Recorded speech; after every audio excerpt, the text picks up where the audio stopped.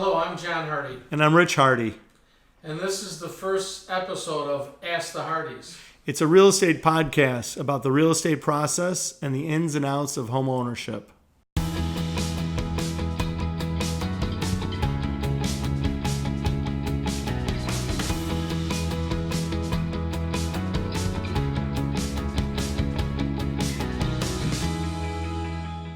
So John, when you're working with buyers, what are you finding the number one or some of the most common problems that you're seeing some of your buyers having today? I'm going to say the number one problem I see in the lower end of the market or first-time home buyers is that they're not really prepared for home ownership. Okay. So when you say not prepared for home ownership, what are you thinking? All the costs that are involved after you've closed with the home. Okay. Not really realizing the true condition of the home and maybe things that it might need and having that in their budget Right.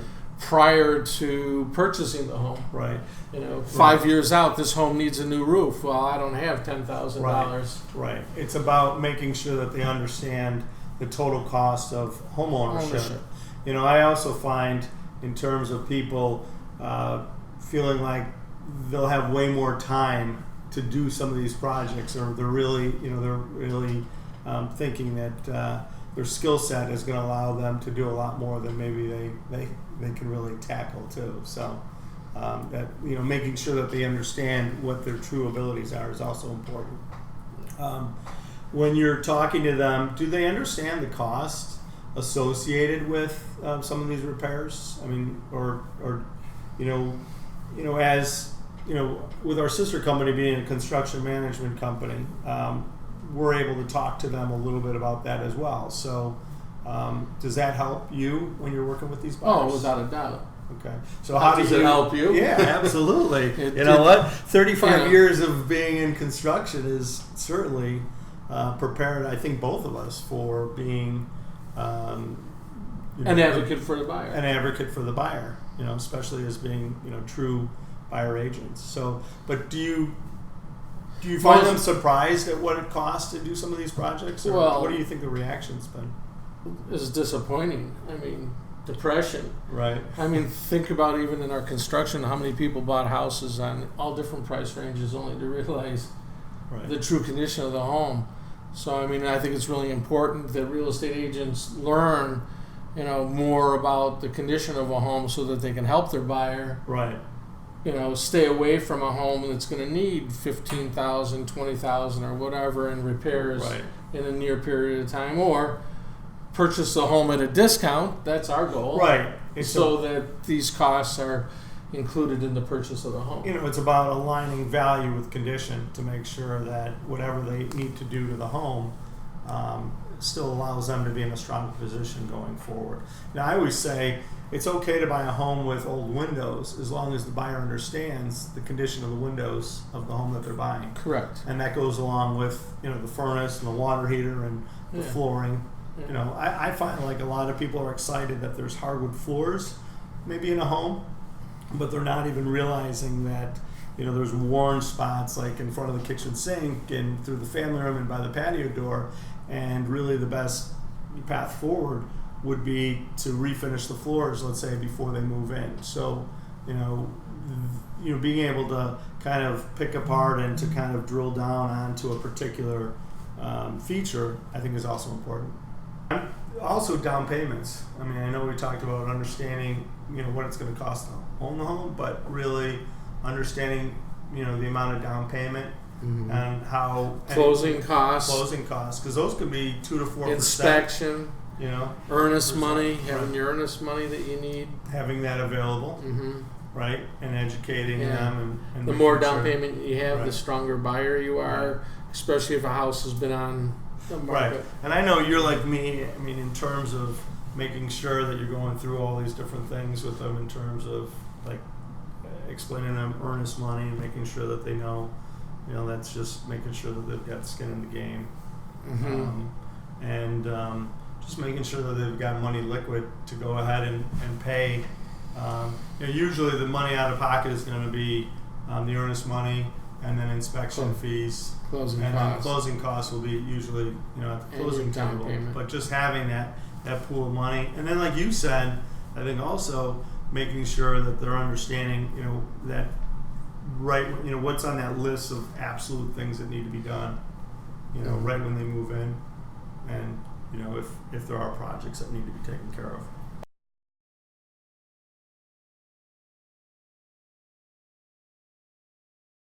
I would say most real estate agents, so if you've chosen a real estate agent to represent you, which I think most people should do, and definitely stay away from any type of dual agency. Have someone that's only representing you. An exclusive buyer agent. Exclusive buyer, a true buyer's agent is the best way to go, but we know that we're like make sure that they've got the designated agency, for sure. But most agents have referrals that they could give. We always like to give 2 or 3 just so that we're not, again, steering someone to one company or another. And then every mortgage company has different packages that they can give you, especially like for first-time home buyers. There's tons of things, even the state and the county, and there's a lot of things available. What your income level is. Available for first-time home buyers. So make sure your real estate agent can steer you into a mortgage person that has those talents that could, even VA loans. I mean, VA loans can be a total nightmare. It's hard to believe that for our poor vets that we make it that difficult. It's easier not to have a VA loan than it is to have a VA loan. We've seen it. We've seen it both ways. I mean, they get a good interest rate. Right. They've got there's great benefits, but getting to that benefit can sometimes be. It could kill a deal. It can definitely kill a home for a vet. Absolutely, and it's been difficult. So again, the real estate agent, if you've got good representation, then your real estate agent has good vendors that they recommend, not only for mortgages but for attorneys, inspections, radon, all the different things that even contractors. I mean, that's where we're really strong is that you've got 35 years, I got 45 years, but we've got our vendors for years and years and years that, hey, if I'm worried about this roof doesn't look like right, I'm going to call, Mateos Roofing or Hanson Roofing and say, hey, come on out here. We did that do not that long ago. Do an inspection on this roof before I make an offer. I want to know what I'm offering on. And if more real estate agents could have that, in their bag of goods, it would make, home purchasing that much better for it would buyers. level the playing field, in terms of, we're walking in, it's buyer beware. We're walking into a home, we get, we might be in there for 15 minutes at the beginning, and in today's market, there's often you got to not decide time, right there. You got to kind of decide. If it's a hot one, you got to choose it. So, you've already gone ahead and negotiated on the home, and we've done everything we can, but at the same time, the seller may have lived there for 5, 10, 15, 20, 30 years more, and they know exactly what that house is all about. So if more to your point, if more real estate agents would understand the home's true condition and the bones of the home, then I think that would really level the playing field a little bit more for buyers. And then not having to necessarily pick a home that they inspect, to find out that there's Again, the whole system. We walk in a home for 15 minutes and you say, I love it. Let's make an offer. You know nothing about the home, and you're hoping that the inspection process can save you from a bad decision. Something comes up. But to your point, is being able to get tradespeople out there, a carpenter, a roofer. I mean, I brought those pictures back to you not that long ago about that cedar shake roof, and from the ground it looked like it had worn, even though it was only 13 years. But once we were able to blow those pictures up, we were able to see that it was just maybe dirt or sand or something that had kind of gotten itself up onto the roof and made it look like it was worn. So I think that's really important. I always say that there's 5 people on the team. There's the buyer, there's the attorney, there's us as agents, mortgage broker, and the inspector. So I think it's, everybody's got to kind of do their job to kind of bring the buyer from offer all the way through to close. But again, if you choose the wrong home, inspection fees can add up. So you go in and have an inspection, you walk away from this home. You go in and have another inspection. So again, that's where a real estate agent really knowing the condition of a home and how to negotiate on the true condition of that home would help home buyers. Right, because if we've done our job as agents, then that inspection process should really just be an extension of what we've already seen, and there really shouldn't be any surprises. It should just be, a more in-depth look at some of the things that we've already pointed out as agents. Correct. And they should have confidence that they're inspecting with the idea that they're moving through the process and not inspecting to try and rule the home out or to renegotiate, that you've already negotiated properly on the front side. And that never goes well. You go back and try to renegotiate after you, especially, we said 2002 pricing, so the person's taking a bloodbath. They bought the house for $600,000, they're selling it for $300,000. Right. And then you want to come back and take another $10,000 from them. You might as well ask them for their firstborn. Right. It's that rough. It's amazing how difficult. Once everybody's kind of come to an agreement, being able to stay on that track is always best. Absolutely. Another question I'm wondering is, what do you tell buyers is a first step in the real estate process? To me, it's you have to be pre-approved. Right. That's it. What are you looking for? What price range? How do you think the pre-approval helps them in terms of going through that process?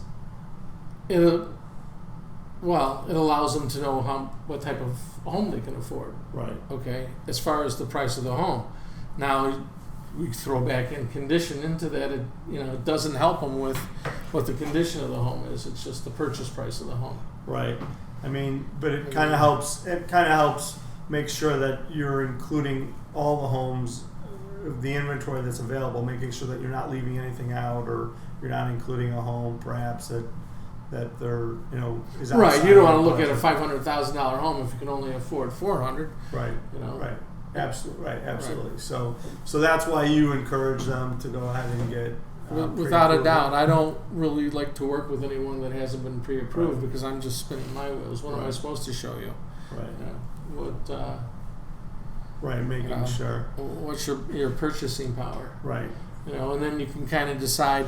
Houses that have been on the market longer. Okay, so my number is 300.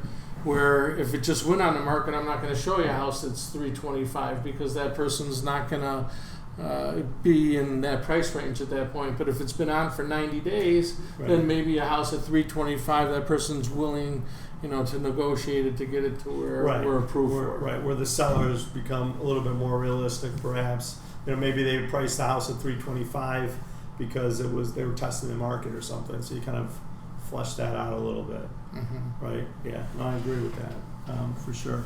And then, are you setting up searches at the same time? Right. And just kind of interviewing the client. Mm-hmm. Seeing what their needs are, what their wishes are, and how the two of them can come together with a home. We know here other than downtown Chicago, the homing industry, the pricing here is hurting. Right. We're at about 2002 pricing for. Yeah, it's amazing. Most of the houses right now on the North Shore. Who would ever think that Highland Park is a deal? Right. And it's a deal. Right. No, it absolutely is, and the other thing, especially with a lot of the first-time home buyers that we're working with, and having them kind of understand like taxes and how much taxes weigh into their ability to buy. Well, and not only that is they're looking at how to really, which is where the pre-approval comes in. It's important too, but understanding where the house is currently assessed at is very important. So with all my buyers, I make sure that they understand, hey, this house is assessed for 25% higher, so our taxes are going to come down.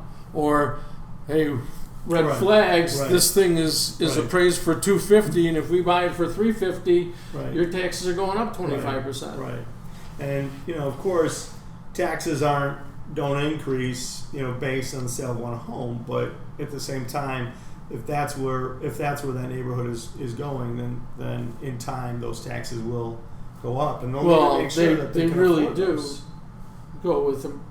Once you sell, that's now becomes your assessed value. Right. So for maybe it's a short period of time, but 1 year you pay your taxes in the rear. So I also tell my clients that That's a good one too. Yeah. if you're like right now, I have somebody that's looking at a house and the taxes are $11,500 and they can really only afford about $9,000 in taxes, but the taxes are going to come down to about $8,500 once the sale goes through. Right. But they are a year in reverse, so you've got a whole year that you've got to pay that extra $11,500 before you get lowered to your right. Yeah, because in 2019 we're paying 2018 taxes, and you're responsible for those taxes until they get lowered, and there's no guarantee that they're going to get lowered.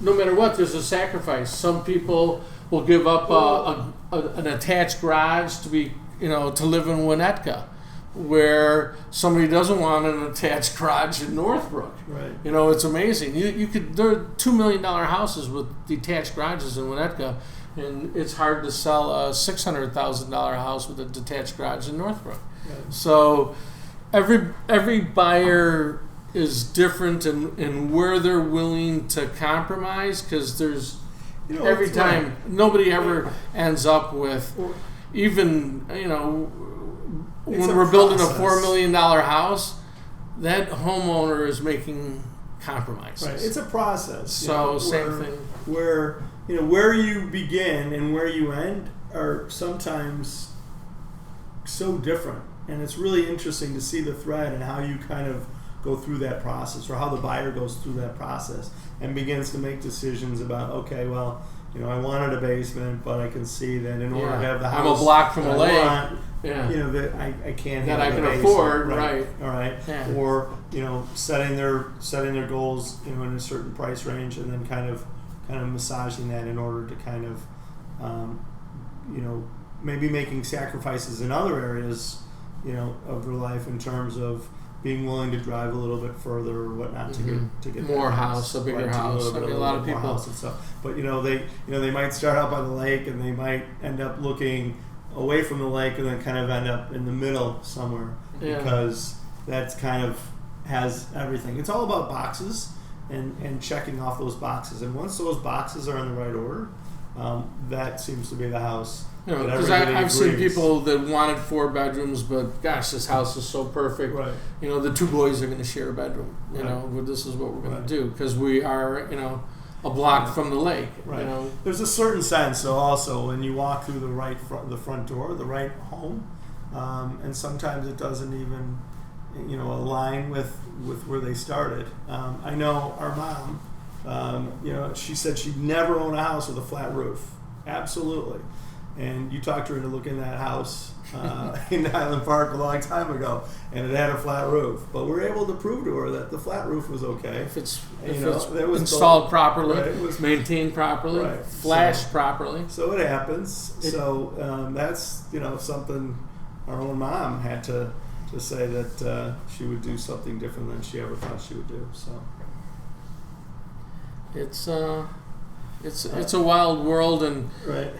I just wish that somewhere in our training, we're lucky again because we have construction as our background. Absolutely. I mean, being able to walk people I wish through somewhere in the state's training that they could do some sort of classes to help people better understand conditions. Gosh, this house is low. All the water, all the neighbors' water is going to this house. Yeah, absolutely. Gosh, what am I going to?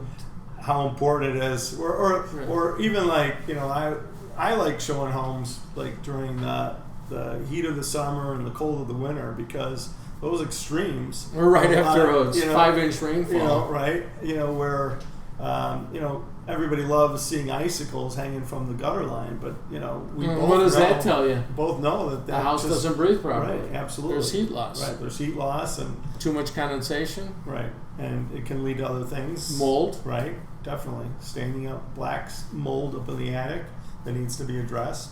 And that's become more and more common too when we have inspections of homes. Yeah, looking at homes that have mold now. And when you're showing a home, you're not always able to get into some of these nooks and crannies like the attic necessarily, but having that inspection is key. Yeah.